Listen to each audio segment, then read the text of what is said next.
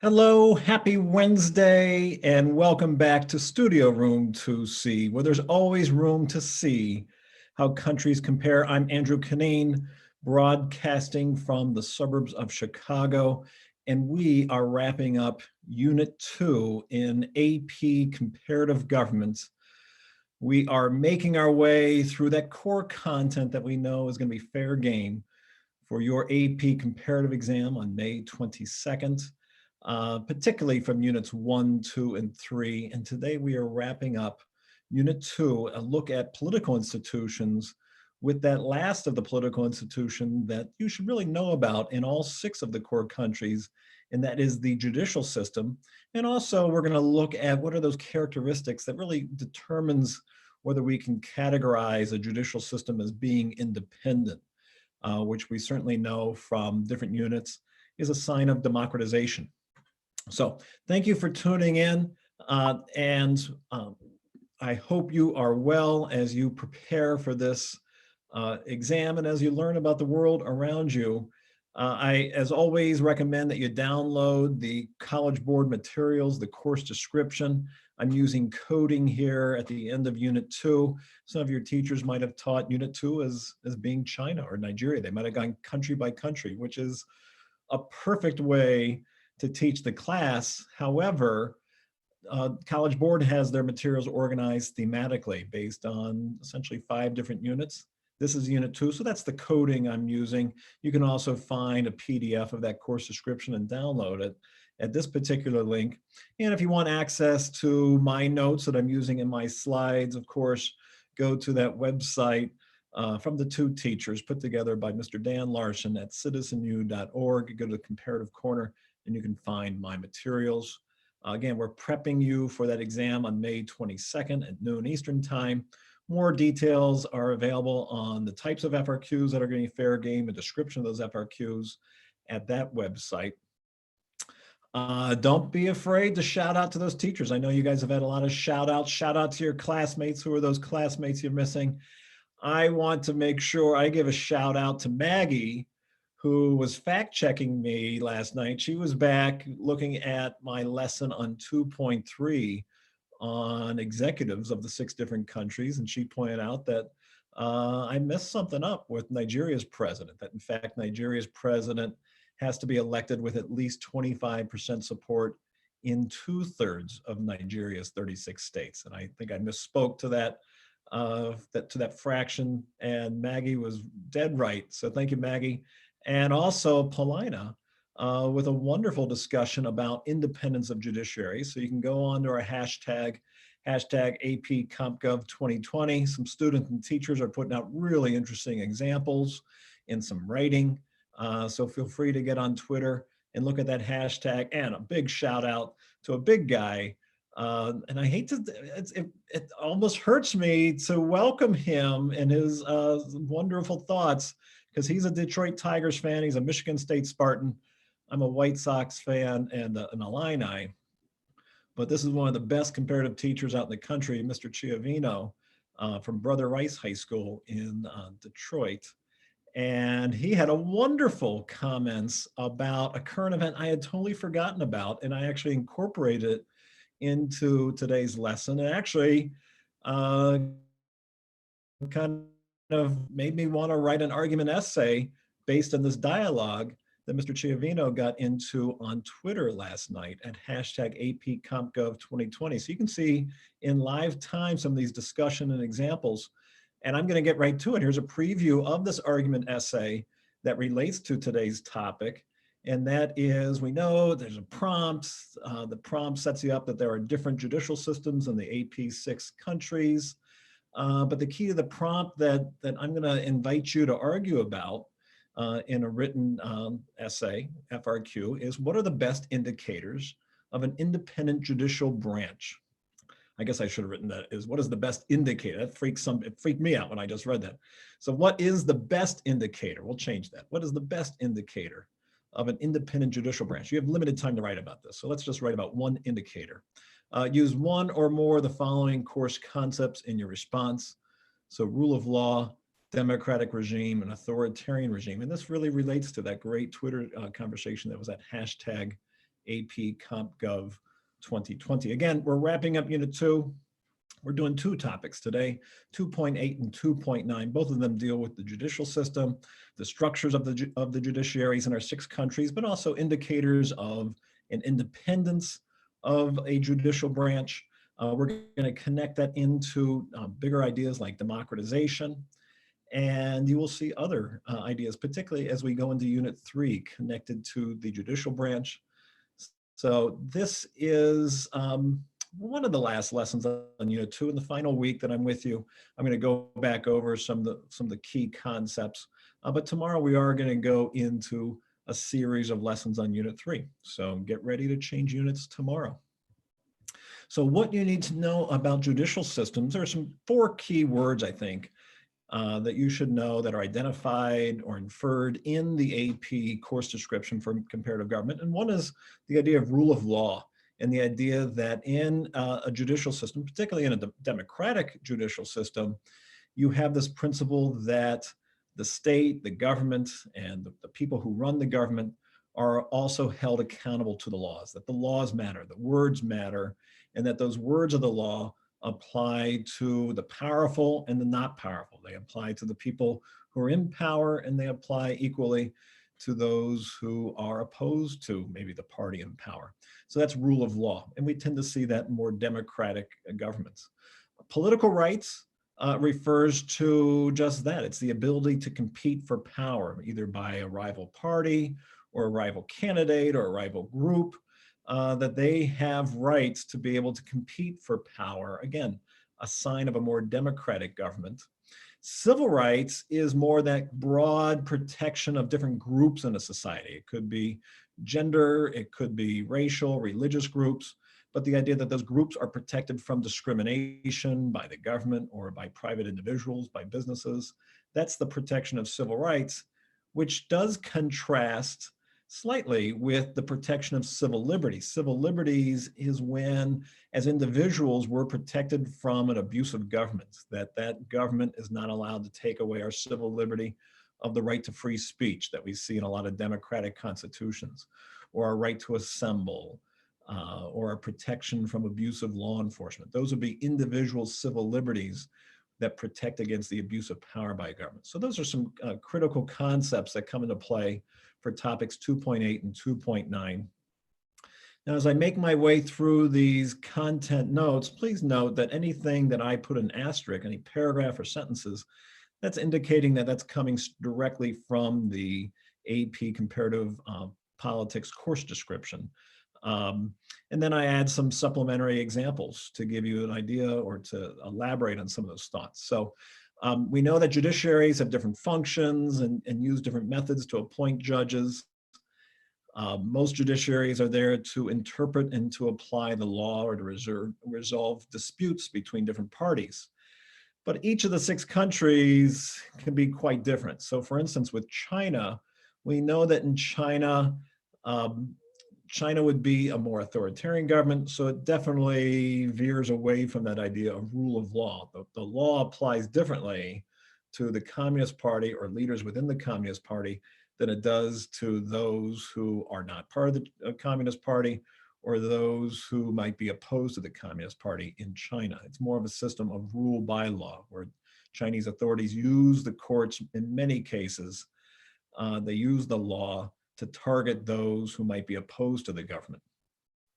We've seen that with the examples of the current president.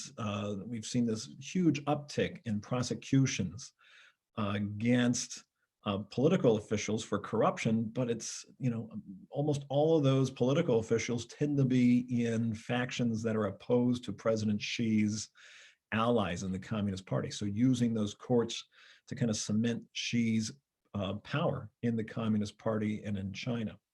We do know also that the Communist Party controls most of the appointments of the judges. And that's one of the ways you can measure, we'll see in a couple more slides, you can measure the independence of a system. Who's in charge? What is the process for appointment? We know the Communist Party is in charge of that. In Iran, we know that the judicial system Iran is a self-proclaimed Islamic republic. Its judiciary is there to uphold Sharia law and Islamic Sharia law. We know that the supreme leader, who is a religious leader, appoints the head of the judiciary. He appoints half of the guardian council. These are institutions that are meant to uphold the Islamic principles of Iran's government. It's complicated in Iran because there are civil courts, and there are civil courts, meaning governmental courts. For some crimes, they have what's called revolutionary courts that handle serious crimes, accusations of treason or threats to the state. But they also have Sharia courts that are religious Islamic courts in parts of Iran. So that would characterize Iran's judiciary. In Mexico, the course description wants you to know that Mexico's judiciary is in transition, which means that it is trying to become more independent, more based on rule of law, less corrupt, more democratized, if you will. Mexico does have a Supreme Court. That Supreme Court does have the power of judicial review. There have been amendments that have been passed and part of the Mexico's constitution that are intended to make the Mexico's courts kind of above the influence of the executive, to give it more independence as Mexico's government has democratized in certain ways. The Constitution notes that members of the Supreme Court are nominated by the president and approved by the Senate. They do have term limits. It's very notable that many of the countries that we study with a Supreme Court, those judges or justices on the Supreme Court are limited in their terms. Nigeria also has a Supreme Court. Nigeria's courts have the power of judicial review, so they can review the actions of government, the legislature, or the executive. And there has been an attempt in Nigeria to try to reduce corruption and increase the independence of Nigeria's courts. However, you should also note that because Nigeria has this robust federalism, that part of that federalism and with the religious diversity in Nigeria is that the government has allowed those northern states of Nigeria, where you see most of the population is Muslim, to have Sharia courts in the northern states. So that's a characteristic of both Nigeria's federalism, but also how that federalism affects Nigeria's judiciary system, particularly in the north. They have a Supreme Court, as I mentioned before. Those justices on the Supreme Court are actually nominated not by the president necessarily, but by a judicial council. And they're nominated by the judicial council, kind of appointed by the president, and then confirmed by the Senate. So there's this other entity in Nigeria that's kind of putting the list out there of who's eligible for that Supreme Court. This is where Mr. Chiravino comes in. He had that great example last night on Twitter of, and I'd forgotten about this, that before the last presidential election in Nigeria, when President Buhari was running for re-election, there was this notable moment where President Buhari suspended, essentially fired the top judge in Nigeria's Supreme Court. This is the person who oversees kind of election outcomes if there's a judicial dispute. So it became very controversial, and for many, it became the sign of maybe this reversal of democratization or this reversal of the independence of Nigeria's courts. And again, I got to be really careful with this, that you know the AP comparative government test is not a current events test. However, if you know current events from your teacher or from your reading of the news, you can certainly use those current events as examples in your different FRQ essays. And you're going to see I use this example that Mr. Chiravino put out on Twitter in this argument essay that I was writing for today. So this is where your knowledge of current events can certainly help build evidence, but there would never be an expectation that you know a current event, particularly a current event that's recent in one of the course countries, unless it's specified in that course description with the asterisk. So this is an example that you can use, and I'll show you how you can use that in a moment. In terms of Russia, we know that Russia uses its judicial system to target the opposition. We've seen examples of that. Even though Russian courts have judicial review, it doesn't use it. The Russian courts do not stand up in opposition to President Putin or President Putin's policies. They are nominated by the president and approved by the upper chamber of Russia's legislature, the Federation Council. The United Kingdom would have the most robust example of a democratic or independent judicial system. The United Kingdom's judicial system is based on common law, something we also see in Nigeria, as one of the remnants of colonialism in Nigeria. Common law allows judges to have a lot more discretion than other legal systems in terms of determining judicial precedents. It gives judges more power in some cases. We know that the United Kingdom created very recently, within the last 12 years, a Supreme Court that there's no constitution in the United Kingdom. They just create a Supreme Court by law. And essentially that serves as the final arbiter of human rights and civil rights cases and cases regarding to devolution to the different regions. We also saw another example, which will actually use an example of judicial independence from the fall. So I did put some notes in here about the Supreme Court being created in 2009, specifically related to cases of devolution, or we'll see an example in a moment on related to Brexit. So when we move into judicial independence, we are specifically looking to see what's the degree of independence from other branches of government in the judiciary. And specifically, do the courts have the power to overrule an act by the executive or a law passed by the legislature? If they can overrule those government acts by the executive or the legislature, that certainly heightens the degree of judicial independence. It's also, we can measure judicial independence by how judges get their jobs, who nominates them for office, what the length of their terms is, how they can be removed, what are the judicial backgrounds, the legal backgrounds that are the expectation for judges to have. And so those become different characteristics of judicial independence. And with that, we have a guest speaker, and I'm super excited that he can join us here in AP Comparative, particularly on this topic. I heard him speak years ago about personal experiences, particularly with judicial independence. I've always wanted to bring him into my class, but because of space constraints and distance, this is the perfect forum to welcome our guest speaker. This is Colonel Blake Stone, who has a particularly unique background. He has been with the US military, with the US Army for 31 years. He's currently with the Army Reserve.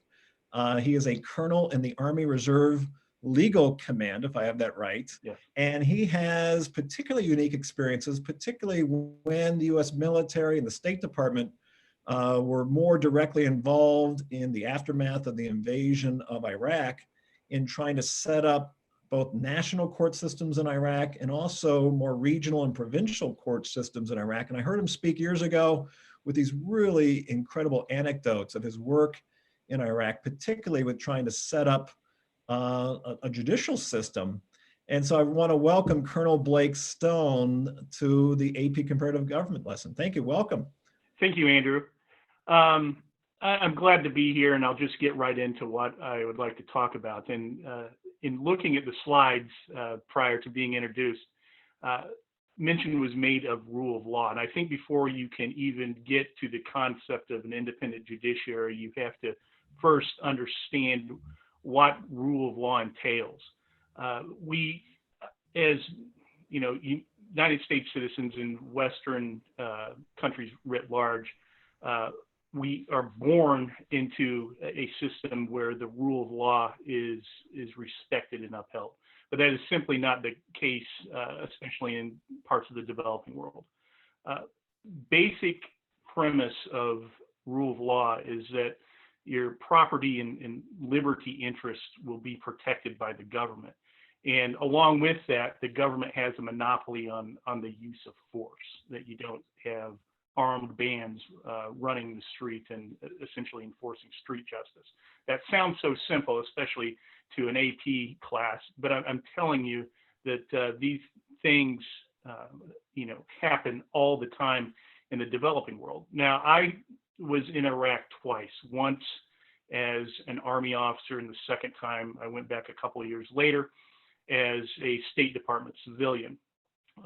Both times saw and interacted with the Iraqi judiciary from slightly different vantage points. But in both occasions, really was involved in what can best be described as not only a nascent judiciary, but also a country that really was just getting its head wrapped around what rule of law entails. And I would suggest, even though I haven't been back to Iraq since 2010, I still think, in just following the news, that it largely doesn't exist. Perhaps it certainly does on paper, and I'll get into that in just a moment. But as a practical matter, the practice of law that I'm located in the Chicago suburbs, the practice of law here in Illinois is 180 degrees roughly from the practice of law, or the attempted practice of law in parts of the developing world, in Iraq, circa 2006 through 2010 in particular. What my job was is I ended up in charge of a legal unit made up of soldiers, sailors, airmen, actually one Marine and one Coast Guardsman. I'm not quite sure how a Coast Guardsman ends up in Baghdad, but he did. And our job collectively was to provide review hearings for the some 20,000 or so security internees, commonly referred to as detainees, that were in both U.S. custody, and to a limited extent, we did some review hearings for those detainees who were in British custody down in Basra. But the legal framework which existed would have you suggest that all was well within Iraq. As early as 2004, the administrator of what was called the Coalition Provisional Authority at the time, L. Paul Bremer, United States ambassador, had by fiat essentially put into place a number. It was called Coalition Provisional Order number 3, if I remember correctly, but essentially providing a lot of the constitutional rights that exist within at least the criminal justice arena, such as the right to an attorney if arrested, the right not to have to incriminate yourself, the right to be brought before a judge within 72 hours of being arrested. And that was all by 2005 codified in Iraq's own legal system. I mean, Iraq is their legal system is it is a code law system similar to that of, I would say, France would be probably the best Western example. But basically, our constitutional provisions were codified into Iraqi law. It wasn't being enforced, or those rights were not being protected anywhere. After I left, the process got better, and they actually had the detainees in person. They were entitled to attorneys that spoke Arabic, and the process got much better. But the point being, when the Iraqi members of the board were voting these files, we found out they were voting the files just based upon the detainees' tribal name. And by that, they could tell roughly if they were Sunni or Shia and what part of the country they were from. And I would ask some of the members, why would you vote to continue to detain this person that apparently hadn't really done all that much? And the answer was oftentimes, well, he's from a very bad family. And it was clear that they were just voting based upon, their truly sectarian reasons, but based upon a person's last name. So we ended up masking the names completely, which helped somewhat. There were probably 20 or 30 of these really bad guys caught red-handed. They had blood on their hands. They were bomb makers. They were assassins. They were terrorists. The evidence was overwhelming. Now, in the process, the accused would get up and they would have to testify. But I've heard some of the most preposterous things. On the one hand, you hear from U.S. Army Special Forces types that are describing, and actually had video of the entire operation and the capture, and people caught red-handed saying they weren't there, that at the time they were visiting their father's grave in another town. Things like that. The three-judge panel found them all, every single one of them, not guilty. Now, getting into how does this tie into the independence of judiciary? You may be wondering. Well, immediately after the court returned its ruling unanimously, the entire gallery, the front of the gallery, was packed with Iraqi policemen of various ranks, but some very senior, from the Ministry of the Interior, which was largely led by Shia, and also aligned with Muqtada al-Sadr, who was a Shia cleric and had his own private army called the Mahdi Army. When they were found not guilty, all of maybe 75 of these police officers in uniform, with weapons, by the way, stood up. I thought we were going to get shot or something. I mean, I had no idea what was going on. But they started chanting this Mahdi Army, this sectarian cheer. I have no idea what it is. I don't speak Arabic that well.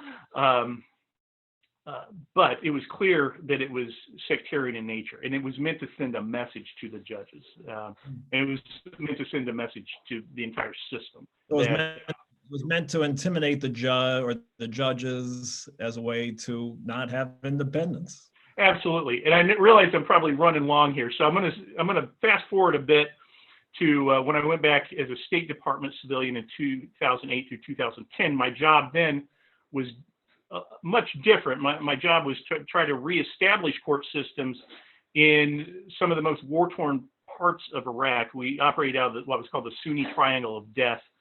And the problem was twofold. One was security. I mean, judges were afraid that if they ruled against the wrong person unwittingly, they'd be killed or their family would be targeted. And that happened. Yes. So there was the issue of providing security in order to have an independent judiciary. But also you had, a large swath of Iraq really is a very tribal society. And they don't recognize the judicial system as having authority.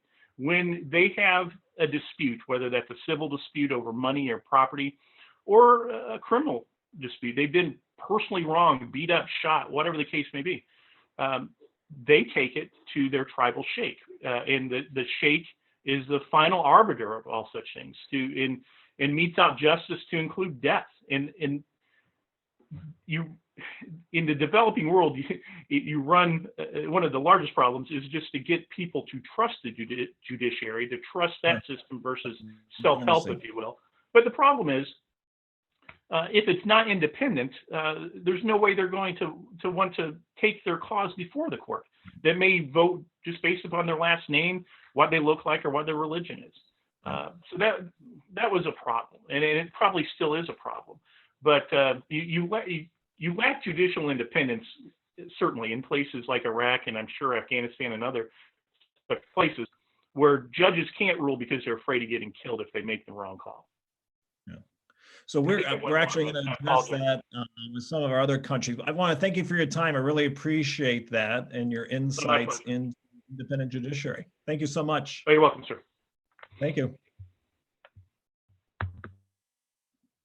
Okay, on that note, let's look at some features of independent judiciary specific to our course countries, and particularly knowing that, as we just heard, that independent judiciaries can strengthen democracy, particularly if there's a maintenance of checks and balances and the protecting of rights and liberties.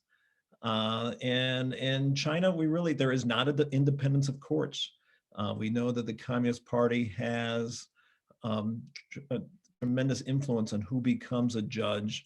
There are sometimes rulings against the government in some civil cases, but these rulings are seen as superficial. Iran, it has a constitution, as we heard. You can have independence in writing, but that doesn't make the courts independent of the executive authority. And particularly in Iran, we know the courts are used to prosecute opposition figures who might be opposed to the government or those in power. And in particular, in Mexico, we know that threats of violence can threaten independence, particularly when those threats of violence come from organized criminal elements that we see in some of our countries, particularly in Mexico. Nigeria, as I mentioned before, is trying to improve its independence by reducing corruption It does have a common law system that was left from British colonialism, but we know there have been recent examples of the president intervening with Nigeria's Supreme Court that would certainly be indicators of a reversing of independence or a momentum moving away from democratization, at least, of the independence of the courts. Again, Russia's judiciary is not viewed as independent. It tends to be a vehicle for the government to use to keep the government in power. And then the United Kingdom, here's that current example I was mentioning before. Yes, the United Kingdom has this democratic tradition, but they also have this new entity known as the Supreme Court. And even though there's not a written constitution, and even though there's not a written or even a recent trend or tradition of judicial review, we know that in the fall of 2019, when Prime Minister Boris Johnson was trying to suspend Parliament to expedite his policies related to the withdrawal of the United Kingdom from the European Union, we know that the UK Supreme Court ruled against Prime Minister Johnson's decision to do that, which was this indicator of checks and balances in the system and judicial independence, certainly. So you can tweet at hashtag APCompGov2020 to see how judiciaries reflect the type of governance in AP core countries. We do have a series of questions that we're going to get to, some quick multiple choice questions, and then that argument essay that I for sure want to get into about the independence of judiciaries, which is an accurate description of how judicial independence can strengthen democracy. And if you read through those quickly, hopefully you get to the right answer, which is letter D.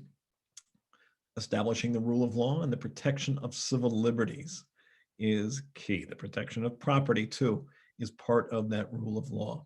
How does a common law system work? The common law is referenced in the course description. It's specific to the United Kingdom and elements of Nigeria's courts. In common law, I briefly mentioned this is where judges have more discretion to interpret the laws as precedent. And that other judges and legal entities are expected to follow that precedence. That's the way the common law system works.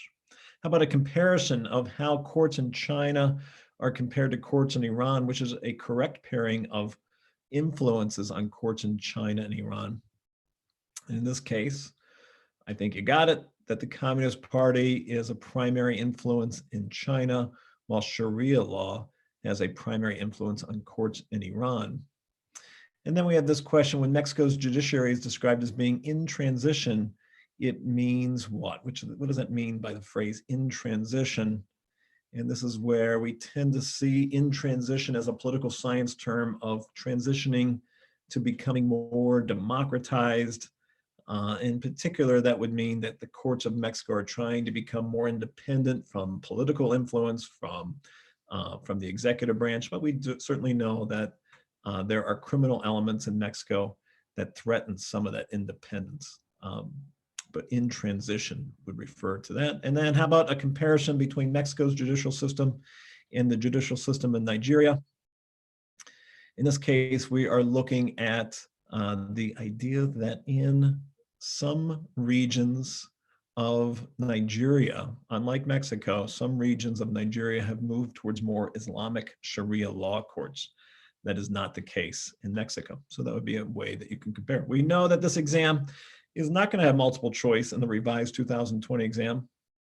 We know there are 2 FRQ essays, and one of them is what we call the argument essay. We've gone through some examples of this in recent topics. So I wanted to continue that trend. Let's apply that to the judiciary. And as I mentioned before, what is the best indicator? Let's change this so that, let's see. Make sure, what is the best indicator? So there's no confusion here. And there we go. What is the best indicator of an independent judicial branch? And you have to make sure that you include the words, one of the words, rule of law, democratic regime, or authoritarian regime. And you can use multiple of those words. You'll see I do that. And you have to use at least one core country. In today's example, I'm going to use two. You do not need in 2020 the alternative perspective. So I did not put the alternative perspective in today's argument essay. And that's that note down below. This is a 7-point rubric. You can get a point for the thesis. Make sure you have a reasoning. I'll show you that in the thesis. Make sure you connect your core concepts, and then you can get up to 3 points for each of your evidence paragraphs, but make sure you have reasoning to max out those points. Let me give you an example.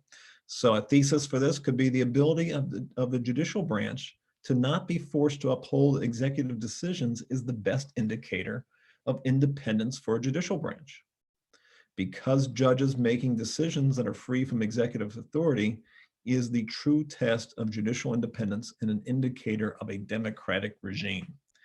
Now, I put that all in one sentence. I would highly recommend that you elaborate in your thesis. Make sure you try to get 2-3 sentences to make sure that you elaborate. But I wanted to make sure I got that core concept in there. I want to make sure I have my reasoning word. Remember the reasoning word, you got to incorporate a causal word. I use because, I underline that for you to see those causal words. And I'm really clear with my argument that I'm restating the prompt in terms of what's the best indicator of independence for a judicial branch. And I'm saying that it's when the judicial branch is not forced to uphold the executive decisions.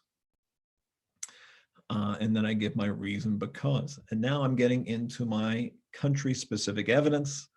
The United Kingdom specifically, the Supreme Court, this is where I'm mentioning before.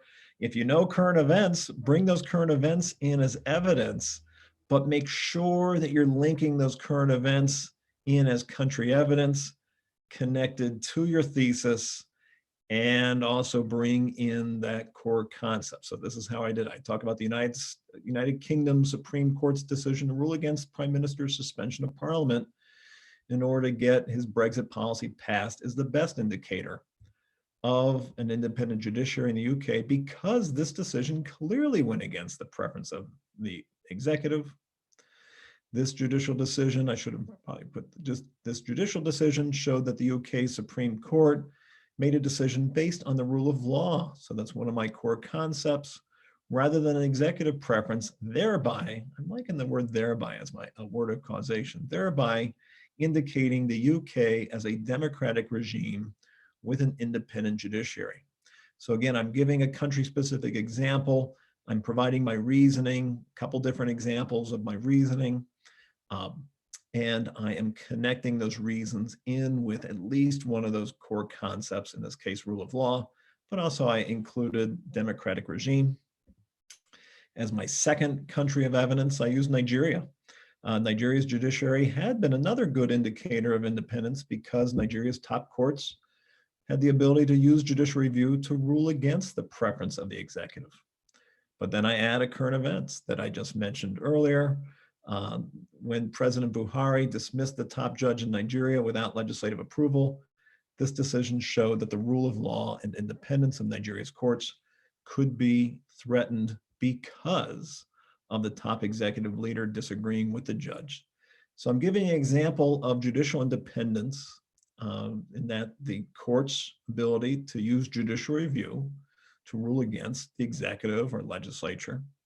But then I'm using that current event to indicate, hey, when there's not judicial independence, when the president can dismiss the head of Nigeria's Supreme Court, it's an indicator that judicial independence might be eroding and might be threatened because of the executive power to disagree with the top judge. So trying to give country-specific examples. If you're building current events, that's terrific. Make sure you use your reasoning, but also make sure you tie in those core concepts. In this case, that core concept I used was rule of law. And always, always make sure it's connected back to your thesis. That should be clearly stated from the prompt. So today we're looking at the judicial systems and the independence of judicial branches, the rule of law, political rights, civil rights, and civil liberties. We are going to see more connections of this with topic 3.7. And we've referenced this also earlier, particularly in Unit 1 with topics 1.3 and 1.4 about democracy versus authoritarianism. If you want to tweet at hashtag APCompGov, how do judiciaries reflect the type of governance in AP core countries? We'd welcome your insights. For tomorrow, we are moving into Unit 3 of our material. We're looking at political participation, political beliefs, political culture in our core countries.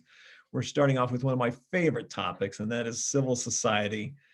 And I can't help myself, that question, it's one of my favorite argument essays. Which is more important in a democracy, voting or civil society? Which is more important in the foundations of a democracy, voting or civil society? So if you have thoughts about that, make sure you put those out on Twitter at hashtag APCompGov2020. Thank you for tuning in. Thank you to our guest. And thank you to those who have reached out to College Board to help friends who don't have access to technology. Again, tomorrow we're starting Unit 3. We'll be starting to look at civil society. Have a wonderful afternoon. Thank you for tuning in. Be well.